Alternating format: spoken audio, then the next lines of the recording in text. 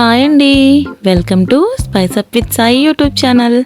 ఈరోజైతే మేక కాళ్ళ కర్రీ అయితే చేసుకుందామండి. టేస్ట్ అయితే చాలా బాగా వచ్చింది, హెల్త్కి కూడా చాలా మంచిదండి. రెసిపీ చెప్పేస్తాను, ఛానల్ సబ్స్క్రైబ్ చేసుకొని వచ్చేయండి.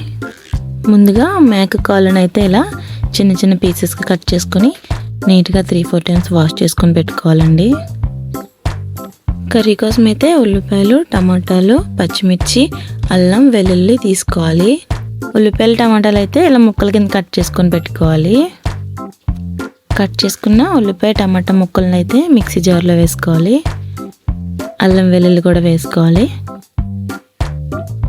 వేసుకొని మెత్తటి పేస్ట్లా అయితే మిక్సీ చేసుకోవాలి. ఇలా మెత్తగా పేస్ట్లా అయితే ఆడుకోవాలి. స్టవ్ మీద కళాయి పెట్టుకుని ఆయిల్ అయితే వేసుకోవాలి. ఆయిల్ హీట్ అయ్యాక ఇందులోకి మసాలా సామాన్లు అయితే వేసుకోవాలి. ఇందులోనే కట్ చేసి పెట్టుకున్న పచ్చిమిర్చి, కొంచెం కరివేపాకు కూడా వేసుకోవాలి. వేసుకొని కరివేపాకు, పచ్చిమిర్చి చిటపట్లాడే వరకు బాగా వేపుకోవాలి. పచ్చిమిర్చి బాగా వేగిన తర్వాత ముందుగా ఆడపెట్టుకున్న ఉల్లిపాయ, టమాటా పేస్ట్ని అయితే వేసుకోవాలి. వేసుకొని మొత్తం బాగా కలుపుతూ వేపుకోవాలి. బాగా కలుపుకొని 5 నిమిషాలు అయితే మూత పెట్టుకొని ఉడికించుకోవాలి. 5 నిమిషాల తర్వాత మూత తీసుకొని మొత్తం ఒకసారి బాగా కలుపుకోవాలి. ఇందులోనే కొంచెం సాల్ట్ అయితే వేసుకోవాలి, కొంచెం కారం కూడా వేసుకోవాలి. వేసుకొని మొత్తం ఒకసారి బాగా కలుపుకోవాలి.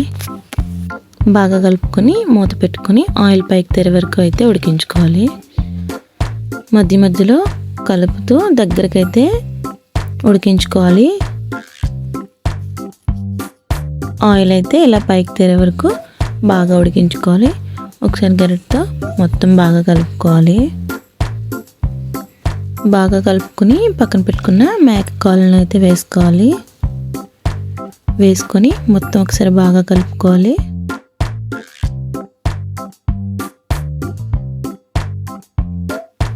బాగా కలుపుకొని ముక్కలకి మసాలా పట్టేలా మూత పెట్టుకొని బాగా మగ్గించుకోవాలి.